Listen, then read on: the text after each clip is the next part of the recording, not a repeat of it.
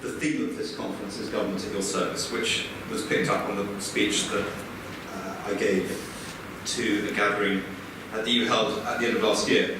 And it's not a kind of reference, sideways reference to a 1970s sitcom. It's actually to try and understand something fundamental. And it means a great deal to me. And it means a great deal, I know, to most people who are in public service. That is the principle that to govern is to serve. Yet it's a principle which I think has been challenged significantly, not so much by the people who are in government of whatever stripe, or those who seek to serve the government in the civil service, and not by public servants around the country, and not indeed by the people whom the government serves. There is no single body who is to blame or fault for this failure of a common understanding of to govern is to serve. It is because the connections, the interface between government and people has become increasingly fraught, and one which I believe has contributed significantly to the response that people gave at the referendum in June last year. Indeed, I'd like to extend my thanks also to the ICAUW. The last time I was hosted by the Chartered Institute was at a hustings for the referendum in Essex. And at that point it was quite encouraging. We started the day with the hustings with a significant majority in favour of leave, and after I and my fellow panellists had a good crack at our opponents, we switched it round. Unfortunately, I failed significantly to have the same effect on my constituents, and indeed as we did around the rest of the country. And the reason is for that, not just a broad commentary on the way that people felt about the European Union, but what the European Union represented to people. And that wasn't just a reaction to the European Union itself. It was to government. It was the state of being. It was a question, really, saying, are you content with the status quo? Unsurprisingly, some parts of the country were content, but large parts otherwise came back with a resounding answer, which is no. And the Prime Minister reflected on this in her speech she gave on the steps of Downing Street, that this was a direct challenge to the way that government operates and its relationship with citizens. It was a questioning our collective faith in democracy, as she has put it, in the simple verities of our commonality of our state.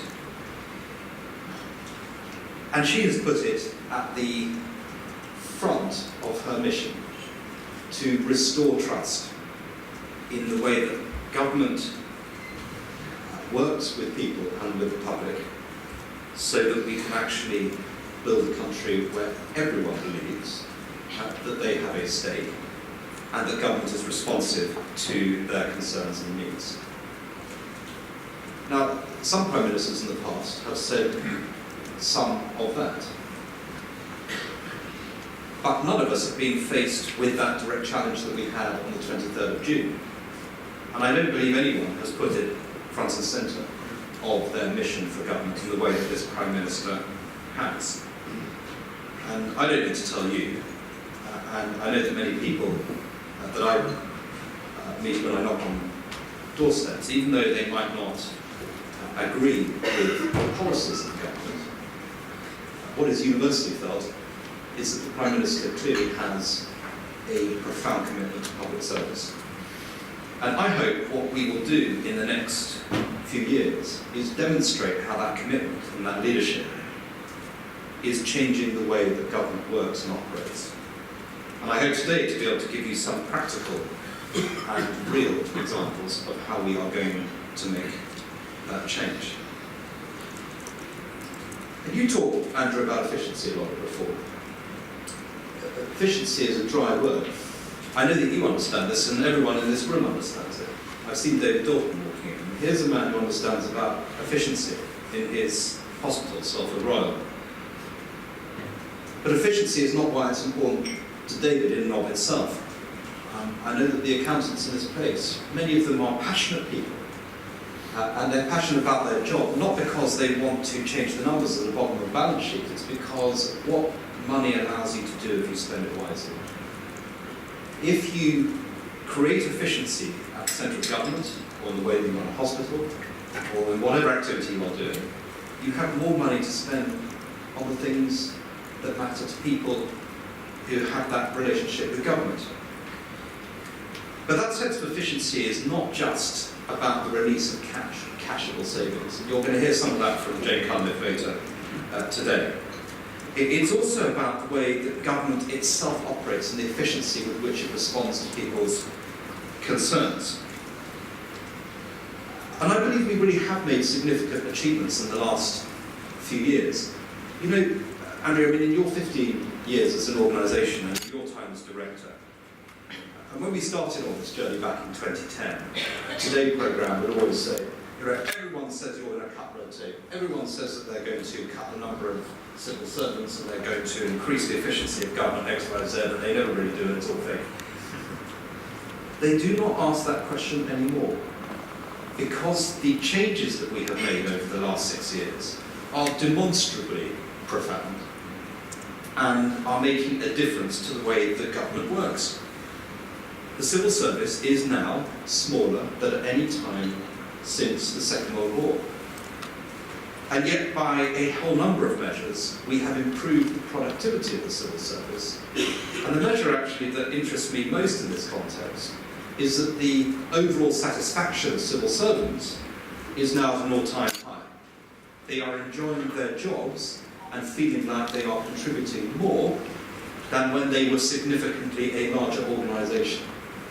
And that will be no surprise to many people in this room, because you know in running your own organisations that by directing resources correctly and appropriately, by getting people into the right jobs and giving them the skills to do what they need to do, you create a happier and more focused and productive workforce, which reflects in the services that you can provide to your customers, or in our case, to the public.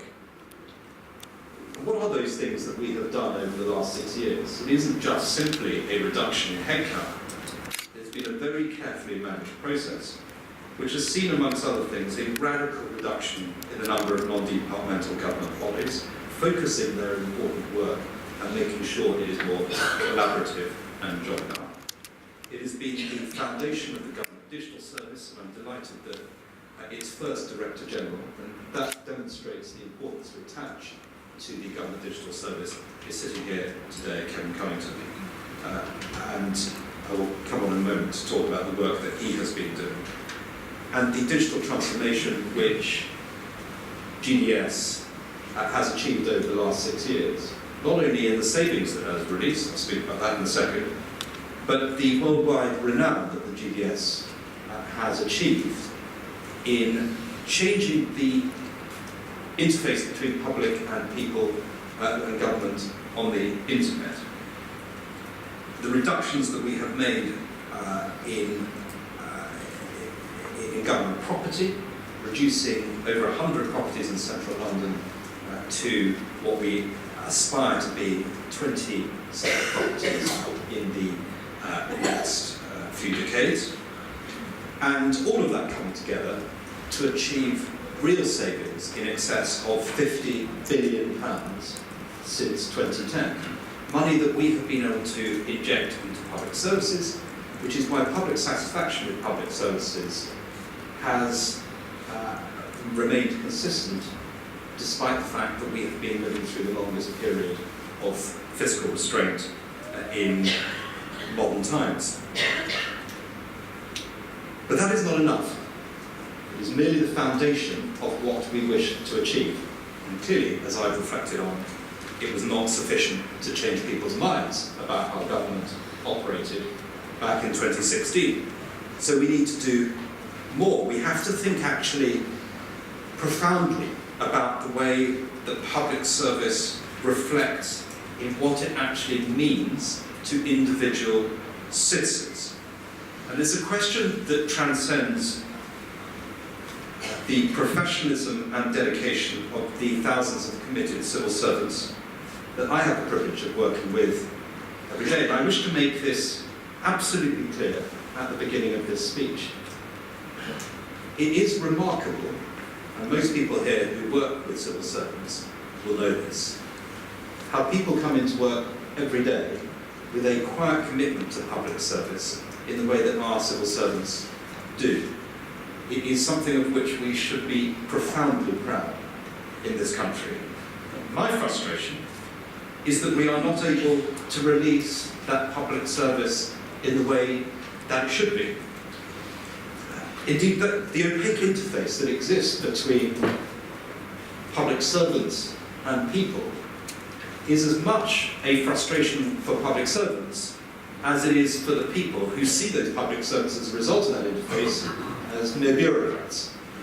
Indeed,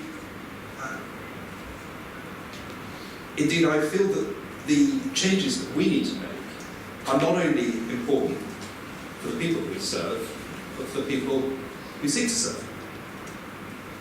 And that relationship, which I spoke about last time, where we have got ourselves into a place where the public feel that they exist to serve government, when it clearly and manifestly should be the other way around, is a source of frustration, not just to the public, but to all of us in government and those who seek to make government work. And at the core of it, it's a question of what are we trying to make public servants do when they're working in appallingly antiquated buildings, to old-fashioned working patterns, excessively hierarchical organisational structures, with what can generously be called suboptimal technology. And you expect them to be able to fulfil that vocation that they have. I visited the other day some HMRC staff in Cardiff, in a building that would have made a 1960s Moldovan architect proud. And you could see a group of people who have to deal with difficult complaints with the public, and one thing I'm never going to change is the relationship between taxpayers and taxman. And they're conscious of that, but they also understand that unless they do their job well and efficiently, we do not have the money to spend on public services. And what I found talking to a small group of people is just like I do everywhere. A group of people who care passionately about their job and the reasons why they're doing it. And they're certainly not doing it for bragging rights down the pub, and nor are they doing it for a large salary. They're doing it because they believe in what they're doing. And yet we put them in a horrendous building with computers that don't work. And someone doesn't agree with me. I think it's a 1960s Moldovan architect. Exactly. Tapping on the grave. And we expect them to be able to serve the public in the way we wish. So this is not just about a catchphrase, it's about an entire approach to public service which concentrates on the environment in which we expect public servants to do their work. Now, reversing that relationship I described, the one where people feel like they're serving the government, is not one that we achieve just by saying something. It's by doing something, not just at the interface on the web page, but in the way that government itself operates. That is at the heart of transformation. So I want to outline 4 ways in which we are going to make that happen. And all of them are sufficiently new to be revelations at this conference. The first is this. I will be publishing in about half an hour's time the government transformation strategy, which we have been working on now with great effort over the last few months. I'm grateful to Computer Weekly for their previews of this, there's Mr. Glick, of this strategy.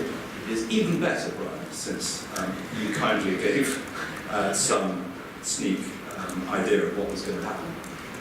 It is an important document. It's an important document because it describes the journey that I have just said. We have done stage 1 to worldwide acclaim, which is to create an interface with the public which in the public services where it is concerned is better than anything that we have done before. There's clearly a great deal more that we have to achieve. So although you no longer have to have a paper driving license, and although we already have a digital real-time tax system, already 7 million people having used personal tax accounts since December 2015. We've got the new tax repayment system, where 1.4 million customers used the service in the last 6 months. Although gov.uk itself received 3.5 million visits, it receives 3.5 million visits every single day. And although digital transformation in the last 3 years alone has achieved £3.56 billion worth of savings, although we have done all that, there is so much more to do in terms of the public interface, but more importantly, the back end, the transformation of which I'm speaking, the way that we get digital to change the way that government works. Because there's no point having a pretty shop front if the mechanisms behind correspond more with the late 19th century than they do with what a modern service should look like. And the government transformation strategy outlines this in very, very significant detail. We have taken the approach of open government to this strategy. It is a large document. And it explains in detail how we are going to transform government services. But to take some top lines, we will accelerate the rollout of Verify so that at least 25 million people will be using it by the end of 2020. That is a stretching ambition, but I would like to go even further than that if we possibly can. And what that does is give a verification platform, not only for government, but that we could use elsewhere, and will give citizens an ability to operate in a digital economy which will be unrivaled anywhere else in the world.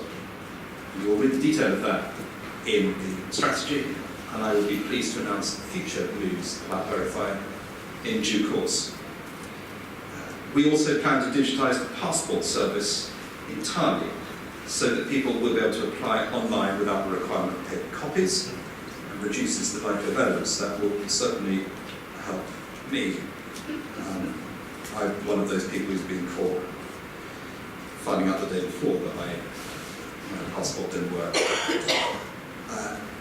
And what my aspiration is that 90% of applications will be fully digital by 2020. Again, that will be a world-leading achievement. We have the national census coming up in 2021, and I want 75% of people to have done that online by that point, which will be a very, very significant jump from the previous census. Some of that is front-end stuff, but it requires massive back-end transformation in order to make it happen. And that's where I come on to my second transformation that I wish to see, and that is around the treatment of data. I don't need to tell anyone in this room that data is going to be the way that we achieve the largest transformation in government, as is the case across the digital economy. And again, we have achieved very significant things in the last few years, building on the considerable work of my predecessors. I was at the United Nations in September last year, where we are recognised as the leading open government country in the world. It is worth repeating that again. We are the leading open government country in the world. The Open Data Barometer has ranked us top since 2010 in every single year. I mean, that is a remarkable achievement, but we have so much more to do. We have already opened up 30,000 government data sets. The Digital Economy Bill, which is going through Parliament at the moment, nearly concluded its passage, will allow sharing of data between government departments and on a limited basis between government departments and parts of industry. So, for instance, we can identify customers living in fuel poverty so they can automatically receive support. A major change, and one that people have been calling for decades, proper sharing of personal data across government, so we can maximise the ability, not only for their ease of interaction with government, but so that we can actually understand individuals' in a way that government has not previously done. And in the Housing White Paper, which was published on Tuesday, which you will have seen, I know you will have noted the important news, and it is really news, that we now have an ambition for Her Majesty's Land Registry to become the world's leading land registry for speed, simplicity, and open data by 2030, and we will make significant strides to that by 2020. This is the most valuable land registry anywhere in the world by dint of the value of land in the United Kingdom, and the change that will come about as a result of that commitment to open data is one that cannot be underestimated. So what are we going to do to add to that? Well, the first thing is, part of the government transformation strategy that you will read is that we will be appointing shortly a new government chief data officer. And to advise him or her, there will be a data advisory board to ensure that we align across government the use and deployment of data so that we can drive our data transformation policies. And I am setting that Chief Data Officer 4 separate tasks. The first is this, for the supervision and encouragement of open data policy and infrastructure across government. And 2, to arrange data analytics and the better data sharing between departments. Thirdly, to look at the ethics, the legislation, public trust, the interface and use of data with the citizen. And finally, to ensure that we have the right people managing and using data with the right skills. This will be the first time that we have one person responsible for data in government, and will in itself have a transformational effect on the way that we are gathering and then deploying data and big data across government. And at their disposal, as well as at Kevin's disposal, we have our new digital academy, which is providing skills not just in London, but in hubs across the country, training up to 3,000 public servants a year in digital skills. We will further expand our open data registers, and I want our new Chief Data Officer to be giving a firm timeline of how they will be releasing data registers in order of priority, so we can actually turn the handle and get through those data registers as quickly as possible, adding to the existing ones that we have done on countries, on registered territories, on local authorities, and so much more. We can now get into more granular data registers. I wish to see an expansion in the application of data science across health-related issues. To give an example, the Food Standards Agency has used data on tweets related to symptoms of the foodborne disease norovirus to predict the number of cases, and is doing so with 72% accuracy. That is precisely the kind of way that we can use data more effectively across government in order to target resources more effectively. And to give I think probably the most important data challenge that we have ahead of us, we will be using data in a new way. The Prime Minister's race disparity audit, which I'm supervising, will be releasing later in the year, where we'll be releasing all data which relates to race disparity on the most granular basis that we possibly can, in a way that will challenge government and the public, in a way that government and public has been probably reluctant to challenge itself ever before. I've seen the first cut of this data platform and the data that will be released. It is very surprising. It will throw up a lot of confounding and difficult subjects, and they are questions that we need to ask ourselves. And this is data being used really in the public service, because we will be able to, as a result, be a government that serves everyone in this country, that identifies where we are not yet doing that, and we can put that right as a result of that piece of work. Thirdly, I want to look at the way that we as public servants serve the public, whomever they are and wherever they are. In terms of whomever they are, the race disparity audit is part of that, but we are also keen to make sure that we are reflecting in the public service the country as a whole. I'm proud to say that I'm a One Nation Conservative. The basis of One Nation Conservatism is that public servants, in my case government, should represent, and that means looking like, the government, the people that we seek to serve. The same principle should be true also of the civil service. And that is why I'm very keen to take forward the work that my predecessor started on socio-economic background measures, so that we understand for the first time what the socio-economic background makeup is of the civil service. Now, that is not to change the way that we select people or the way that we promote people. It is to change the way that we recruit people and give everyone in the civil service the opportunity to rise in their vocations and in their careers. Only by identifying where we do not represent the public are we able to make changes so that we effectively do. And that doesn't just touch on who people are, it also touches on where they live. We have made some difference over the last few years. Over 70% of civil servants are already based outside London and the South East. And we have done a great deal to be able to bring people together in government hubs. Some of those are within London. The new government hub at Canary Wharf will see 5,700 public servants from different departments coming together in work in one place. But we intend to do the same thing in major cities around the country, including in Cardiff, Edinburgh and Belfast. And one public estate programme with the Cabinet Office is endeavouring to do the same thing in terms of sharing public servants on a local authority basis. Over 70% of councils are now signed up in England, and we hope to have 95% of councils on the programme by 2018. But I want to go further than that. I want to see arm's-length bodies, as a start, reviewing their locations and where they are in London, finding places where they could be more effectively placed so that they are encouraging clusters of industry or other similar public service functions. And I outlined the broad detail of this in the industrial strategy.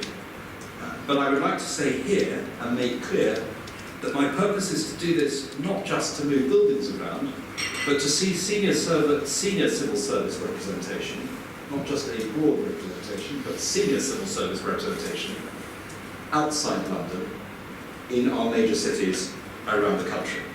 And that work will begin to bear fruit very shortly. So in doing all of this, I want to demonstrate that the civil service and public servants are representative of our nation, are inclusive and diverse in the way that we want our nation to be. I'm proud of the fact that we now have almost exactly, we've got 1 or 2 appointments to make and we will be there, at 50% parity, men and women into senior public service appointments and non-executive director appointments on government boards. That is a significant move just in the last few years. Already 54% of the overall workforce of the civil service is women, but they only make up 40% of senior civil servants. So there is a gap that we have to work on to improve there. And although we have a proportion of civil servants who declare a disability of 9.2%, and those who are black or minority ethnic, come from black or minority ethnic communities are 11.2%, and although those are record highs in both instances, we need to make sure that we go further so that those numbers match the figures across the general population. And if we're able to do that, if we're able to improve the numbers going into the civil service fast stream by my target of ensuring that we have risen year on year by a figure of 50% compared with 2015, those from less privileged backgrounds going into the civil service fast stream, or committed to delivering the 30,000 apprenticeships in the civil service by 2020, equivalent to 2.3% of the workforce, something I announced 2 weeks ago, itself hoping to achieve that diversity in socioeconomic background that I'm keen to see. We have achieved, both in terms of who we are as public servants and also where we are operating, a diversity and inclusiveness which really does demonstrate that we are a government that works for every part of the country and not just some parts of it. And finally, I'd like to return to efficiency, if I may, Andrew. The principle of efficiency is one, as I explained, it's important, not just because we are saving money, but because it helps us to spend that money better on the front line. We have done a significant amount. I announced 2 days ago that we have saved in the last financial year £3.3 billion. The profile of savings in this Parliament will be slightly different from next Parliament because we are now going for deep transformation, the low-hanging fruit having been picked. And so we will begin to see those numbers ramp up through the Parliament rather than the profile we saw last time round, where some of the earlier wins were earlier on, as early wins tend to be. So just in the last in the last year, the £3.3 billion we have achieved. £1.2 billion of that has come through commercial reform, £805 billion through tackling fraud, error and debt. GDS and Kevin have achieved £340 billion on their own, and on selling surplus government property we have achieved nearly £1 billion. All of it has added up to that very significant number, which is money that we can spend on frontline public services.